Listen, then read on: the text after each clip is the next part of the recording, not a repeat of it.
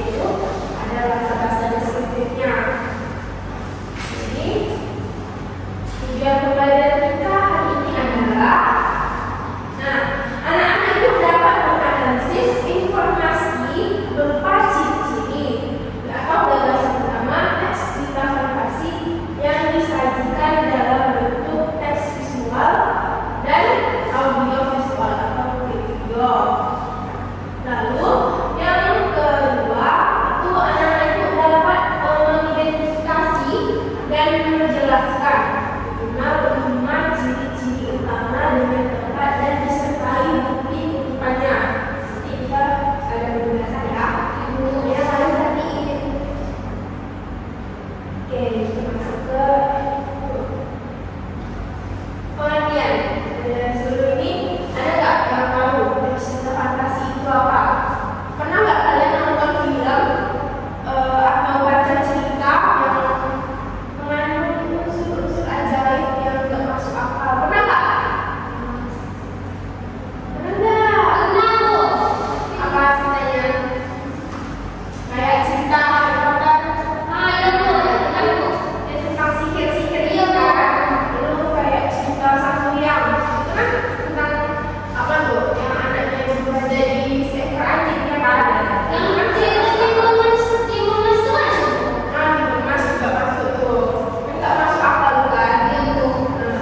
Jadi sama bisa simpulkan dari yang muncul tadi. Kalau cerita fantasi itu apa? Cerita fantasi itu cerita yang berisi karangan yang tidak mungkin terjadi, seperti Potter, Timun Mas, cerita sihir-sihir tadi itu aku. Ya boleh. Kasih tepuk tangan dulu. Nah, jadi pengertiannya teks cerita fantasi adalah karangan yang berisi kata imajinatif. Imajinatif itu apa? Imajinasi. Nah, imajinasi penulis tuh keluar dari cerita ini. Lalu yang tidak mungkin terjadi dalam kehidupan nyata. Jadi cerita fantasi itu biasanya nggak mungkin terjadi di kehidupan nyata. Kayak cerita yang tadi kan tentang sihir-sihir gitu kan. Nah, di dunia kan ada yang kayak gitu ya kan. Lalu cerita ini biasanya menampilkan hal-hal ajaib atau supranatural seperti makhluk mitos, kekuatan magis, dunia lain, atau peristiwa yang melampaui logika dunia lain. Kalian pernah nonton kartun Tinkerbell? Nah, yang mana? Yang tinggal di pohon kan? Nah, itu masuk akal nggak buat kalian? Tidak. Jadi nggak punya sihir-sihir kayak buku fiksi apa sih namanya tuh? Yang di Tinkerbell nah, itu dunia lain kan? Itu namanya cerita fantasi juga tuh, masuk cerita fantasi. Ada yang ternyata nggak ke sini?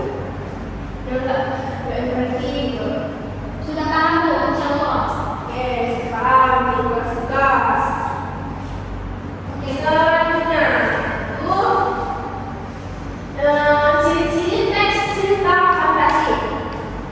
Satu, mengandung unsur imajinatif atau khayalan. Nah, kita menghadirkan hal-hal yang tidak mungkin terjadi seperti yang tadi disebutkan kayak kemudian hal-hal yang tidak mungkin terjadi di dunia nyata. Di dunia itu nggak mungkin banget. Yang kedua, kalian bisa bacakan? Yang kedua,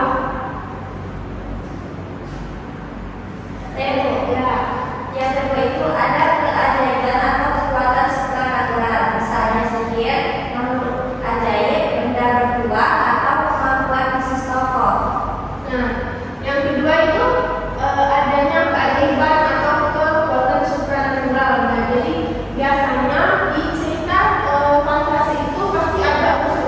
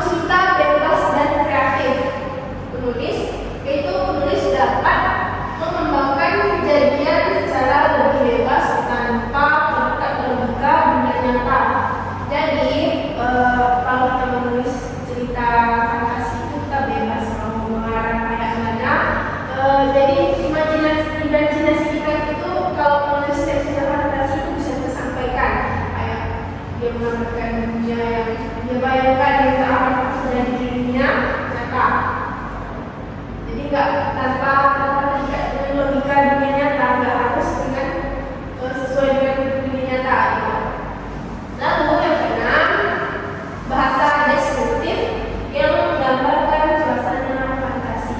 Nah, jadi kan bilang, dulu kita belajar tentang teks deskriptif kan. Nah, ini termasuk ini ciri-cirinya bahasa deskriptif. Deskriptif itu kan menggambarkan sesuatu hal yang terjadi di suasana. Misalnya, contohnya tuh pepohonan di hutan itu memancarkan cahaya biru lembut. Daunnya berkilau seperti serpihan kristal dan setiap langkah menghasilkan jejak cahaya yang memudar perlahan. Nah, pada kalimat ini penulis kan bisa membawa atau mengajak pembaca berimajinasi, seolah-olah dia bisa membayangkan tempat yang diciptakan oleh si penulis dengan bahasa deskriptif tadi. Nah, jadi bahasa deskriptif itu yang menggambarkan suasana di cerita fantasi ini. Nah, lalu yang ketujuh terakhir, konflik jelas dan konflik jelas antara kebaikan dan kejahatan. Nah, biasanya terdapat pertarungan nilai atau kekuatan yang menegangkan. Jadi di cerita fantasi itu biasanya si tokoh utama bertarung melawan si antagonisnya, lawan mainnya. Jadi terjadilah pertarungan antara si pemeran utama dan pemeran antagonisnya. Lalu, ini ada yang mau ditanyakan sebelum kita masuk ke slide berikutnya. Cukup, Bu. Cukup, main ada yang mau ditanyakan enggak? Kalau tidak ada kita lanjut ya.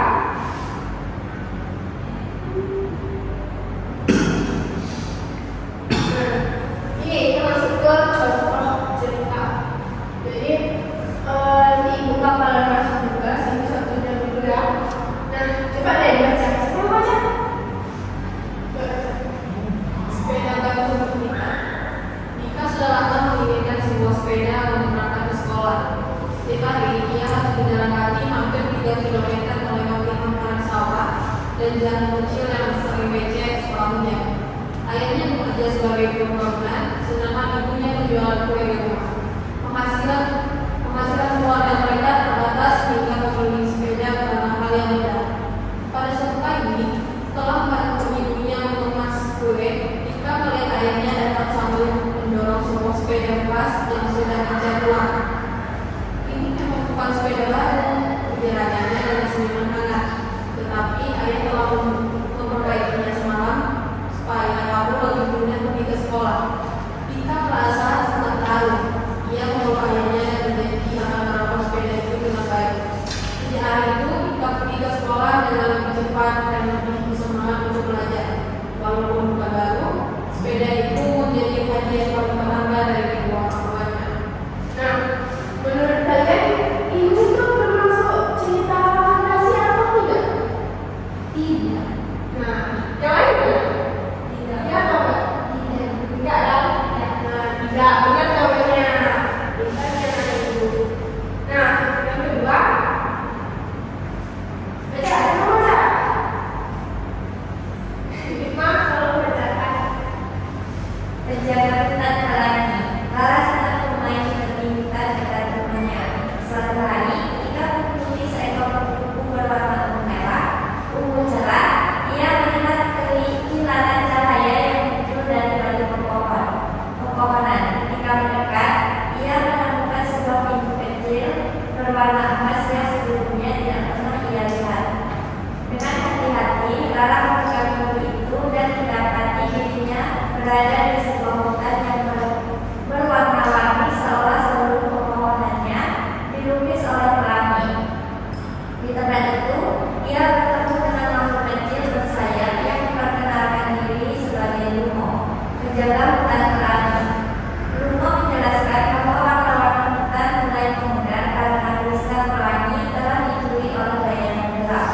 Dengan penuh keberanian, Lara membantu Lumo mencari kristal tersebut. Mereka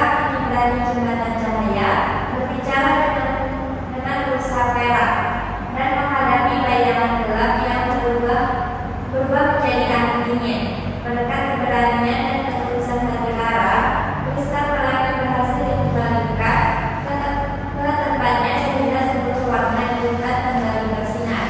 Ketika Lara keluar dari pintu emas itu, ia telah kembali ke hutan biasa dekat rumahnya.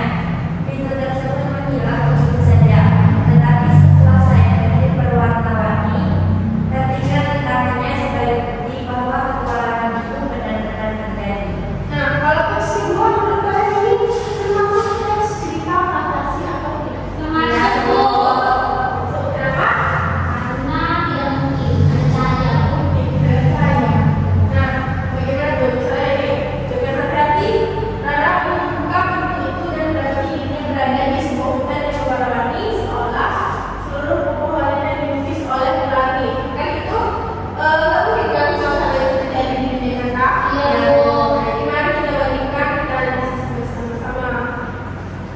Jadi perbedaannya antara teks kedua teks tadi yang Ibu sajikan.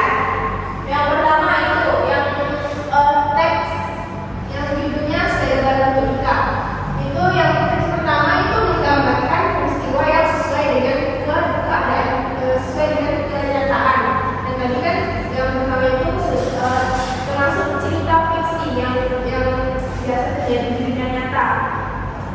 Yang cerita teks yang kedua itu bersifat imajinatif dan tidak terikat pada realitas.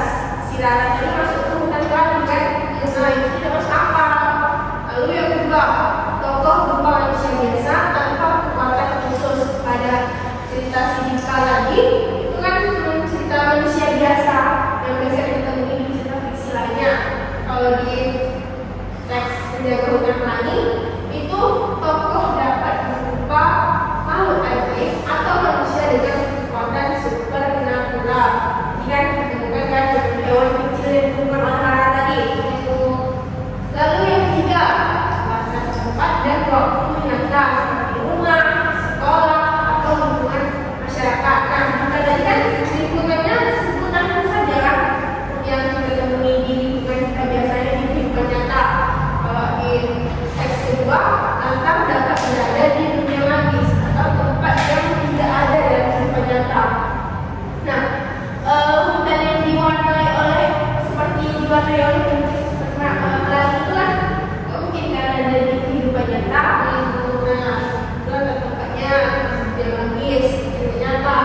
Lalu yang keempat, alur cerita mengikuti logika kehidupan sehari-hari. Kalau cerita cerita lagi kan alurnya ikutin logika manusia pada umumnya kehidupan sehari-hari gitu. Kalau yang hutan pelangi tadi itu peristiwa yang tadi tidak dibatasi oleh logika dan memungkinkan adanya keajaiban. Nah, ini beda ya. Yang kelima, masalah yang muncul bersifat realistis, misalnya persoalan keluarga, ekonomi, atau sekolah.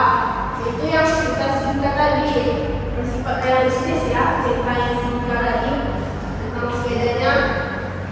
Kalau yang Penjaga Hutan Pelangi itu masalah dan penyelesaiannya melibatkan unsur magis dan atau kekuatan yang luar biasa. Saya ada pintu yang muncul di hutan lalu tiba-tiba hilang. Mungkin kan? Ya, Bu.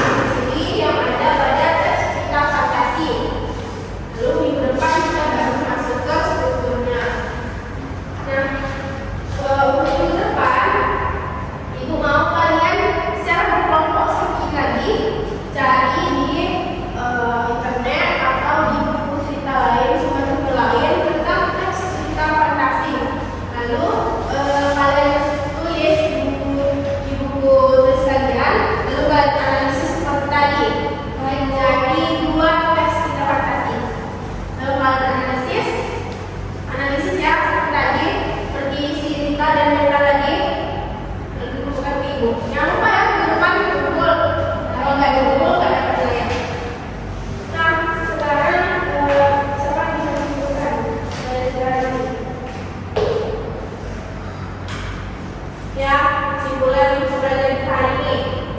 Nah, cerita fantasi adalah karya fiksi yang mengangkat cerita imajinatif dan menghadirkan unsur-unsur yang tidak mungkin terjadi dalam kehidupan nyata. Cerita fantasi membawa pembaca ke dunia yang bebas dari batas logika, sehingga memberikan ruang luas untuk berkreasi dan berimajinasi.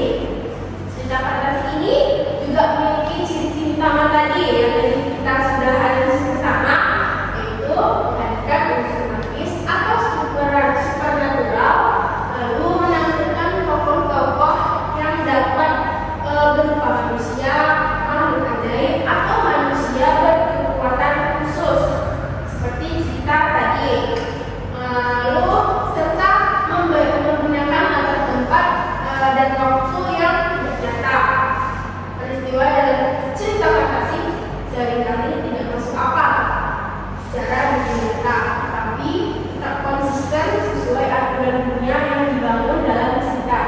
Selain itu, bahasa yang digunakan cenderung deskriptif dan imajinatif untuk menggambarkan suasana ajaib, makhluk unik, dan dunia fantasi yang diciptakan. Nah, dengan memahami pengertian dan ciri-ciri tersebut, anak dan ibu dapat lebih mudah mengenali teks cerita fantasi dan membedakannya dari teks fiksi lainnya. Jadi kalian bisa tuh bedakan dengan teks cerita fiksi dan teks cerita fantasi. Nah, di sini ada